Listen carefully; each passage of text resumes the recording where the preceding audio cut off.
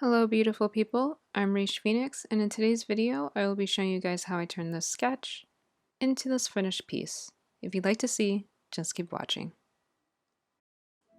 I'm drawing Andrea for my 6 fan arts challenge, so I will link below the artist who originally came up with this idea, but just to give you guys a brief summary if you don't know, the 6 fan arts challenge is when an artist asks either their followers or they can just choose whatever characters they want to choose, and you create 6 fan arts of these characters in your style and then you share all of them when they're done or whenever you want to share them. So the first character I'm doing is going to be Andrea, as I said. And the reason why I'm drawing Andrea is because I started rewatching ReBoot from when I was younger. I don't know how many of you guys remember this show, but it's such a like thinking about it now, it's such a funny show because now that I'm older to actually understand like the computer terminology that they're using, I'm just like, oh my god, like how did this go over my head when I was younger? But anyway, started rewatching it and I actually have a few of the figures. I have Dot and Matrix and Andrea and Megabyte. Megabyte is scary. I don't know why I bought the figure when I was younger and he's kind of scary. Like, why do I have him? Anyway, I decided to draw Andrea because look at her, like she's so pretty. So I decided to go with her. Mouse actually used to be my favorite, but Andrea, I don't know, I looked at her, I saw her pretty hair, and I'm like, oh my god, look at her pretty hair color. I want to go with Andrea. Believe it or not, I did trash my original sketch because, oh god, it looked like trash. But anyway, the reason why I trashed my original sketch is because I started it before I had done figure studies, and I'm becoming more and more aware of the fact that when I do a figure study before I start any sketch, it helps me so much with just getting things anatomically correct. So the initial sketch I started was kind of like what I was visualizing in my mind, and then once I looked at it for a while, I was like, something's off, I don't know what it is, I don't know if it's their perspective or actually the anatomy, and I mean either way it would be the anatomy, but it looked off, y'all. It looked off. So what I did was I took the time I needed to kind of step away from the way that it looked. Then I went to working on figure studies and kind of focusing on figures that already have the general pose I was going for.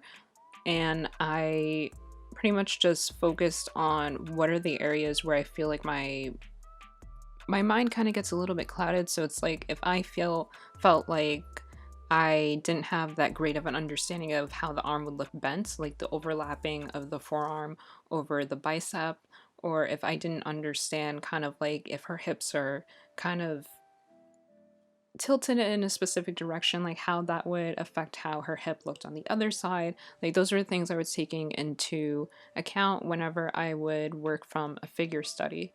So I took a picture of myself doing the pose. I built off of the original pose of Andrea actually standing there, and then I took a pose that felt more, I don't know what the word is for it, like more of what I felt was a little bit more natural, but a little bit more sassy. I don't know, but I took that and I decided to just use this to rework my sketch. And then once I went in and I sketched it out from the reference photo that I took, that's when things started to come full circle for me.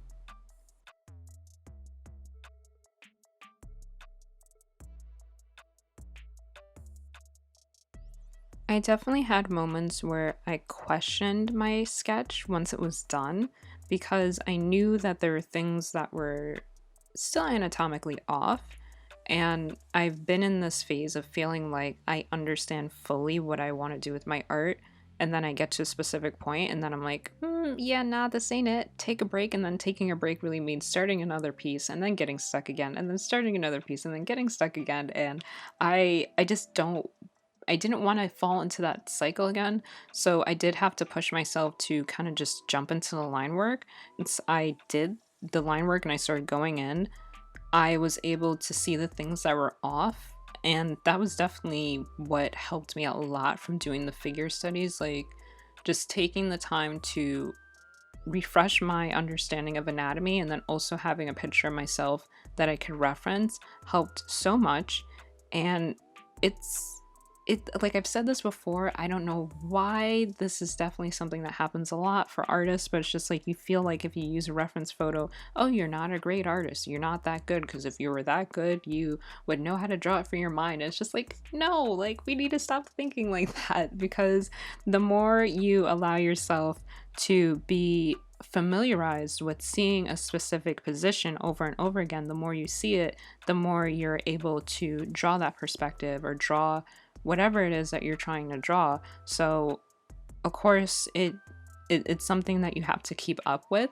Me just taking the time to get better at seeing whatever point of view I was trying to draw Andrea from, and taking the time to keep in mind what I learned and just look, like just looking at the line work, I was able to figure out what I have to scale and what I have to move around to make it look a lot better.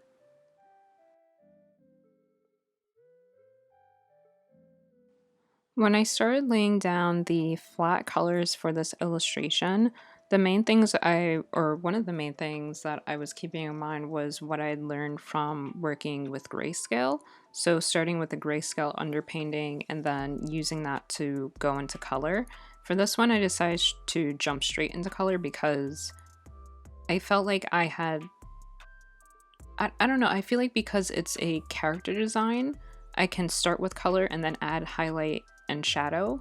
But if this was a full-on illustration where I was also illustrating the background, I feel like that's when my mind gets a little caught up in things, and I definitely would need the grayscale. But for this one, I was just like, I want to jump straight into color. So with this, the first thing I looked at was the basic colors that are in this piece overall. So I looked at her skin, her hair, and her clothes. And I was like, out of these things, like, what is the lightest, what is in the mid-tones, and then what is the deepest shade. So her skin looked lighter than her hair, but then her hair was lighter than her clothes. So that's how I figured out where I need to be in terms of how bright or how dark things had to be for this color palette.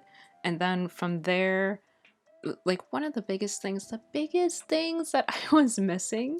So it's just the universe, I don't know, the universe did what it did, and I was on YouTube and I came across a video that was talking about how to shade and highlight skin.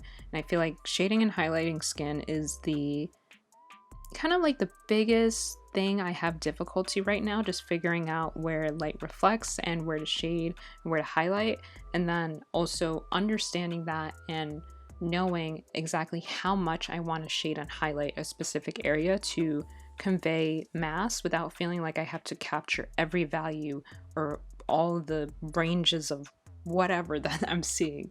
So I came across this video on YouTube, and the art, I'm going to link it below because I don't want to play the telephone game and tell you what I heard. I just wanted to come for the original source. But pretty much what the artist was explaining and showing is that as humans, when there is a shadow on us, to take into consideration that underneath our skin is blood.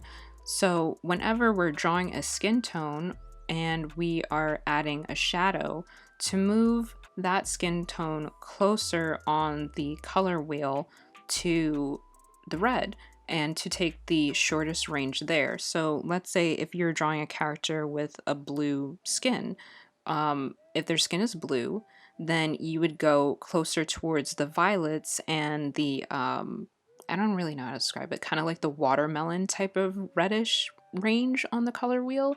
And then if you're drawing someone like how I'm drawing Andrea, the closer you get, or the deeper you get in shadows, the closer you want to go to the red, so you'd be getting closer to the orange and then the red that's at the bottom of the color scale that I'm using. I know the wheel isn't there, so pretty much if you see when I use the color picker how it moves closer towards either up or down. So once I realized that, I was like, this, like, light bulb moment, this is a moment that I have been waiting for, and I never really, I don't know. I feel like it kind of went over my head because I got in this habit of whenever I am working with a skin tone, I kind of stay in the range of that skin tone. So it's like if I have a yellow undertone, I make the shadow a yellow undertone. And then if I need to go deeper, I go to a deeper yellow undertone. And that was what made my work look less like what I wanted it to. I feel like it didn't have as much life in it. In terms of just like having the saturation and colors that I really needed. And once I kept this in mind, I was just like, that's why my work didn't look the way I really wanted it to, because I was adding highlights and shadows, but I wasn't changing the hue. And changing the hue was the biggest thing that really clicked for me. And once I had started doing that with other areas, I was just like, okay, if I'm moving in this direction to add highlights to the clothes, then I need to make sure that I move in the opposite direction to add shadows. And that was chef's kiss, man. That was the moment where everything was starting to go the way that like I really needed it to go. The thing I am most proud of with this piece is just guys, like, I don't know if you realize, but this is like my first completed digital piece since like, I want to say April of 2018. The only reason I remember that is because in 2018 I did a piece for a contest, so that's why it's like kind of like stamped into my mind.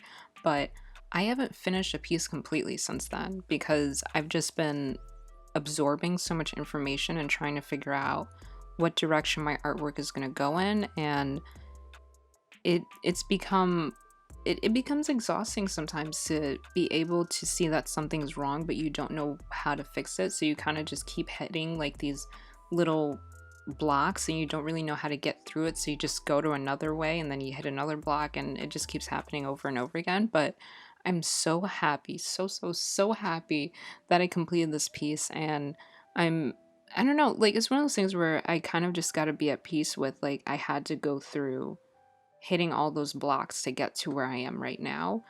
It's a little exhausting thinking that it took me like over a year to get here to be able to finish a piece, but looking at Andrea completed, I am so happy.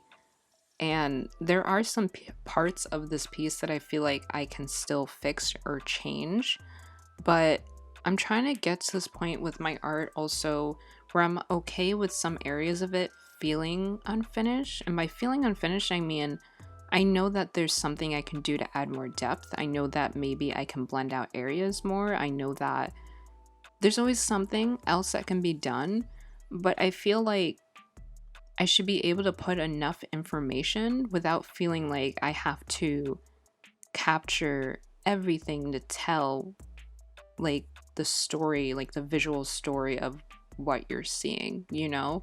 And I think that is a really good place for me to be heading and going and trying to accomplish, because I feel like I don't have to, or at least not even I don't have to, I don't want to. It is my choice, you know?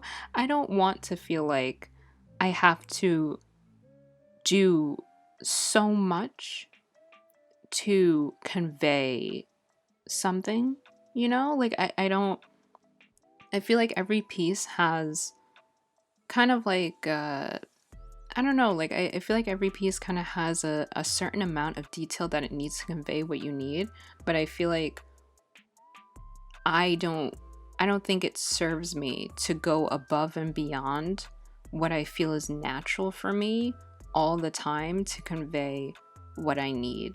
Like I think that from the way that my mind works and how much I overthink things, that it would serve me in a positive light if I just got to a place with my art where I am able to say more with less. I think that's the main point I'm trying to get across. The main thing is that I want to be able to say more with less, and I don't want to have to feel like I have to stress myself out just to get to a point where I'm happy with my art. So where I'm at with Andrea right now, like, she's done. Like, I'm okay with this. I'm happy with this. And I haven't felt this in a very long time. I, as the artist, has not seen a completed digital piece from my own self in over a year. And it's like, to be at this point, to be able to look at this and be like, this is complete, this is done, like I'm so happy. Anyway, that's it for today's video. Bless up, and until next time, sending out much peace, love, and enlightenment. Bye guys.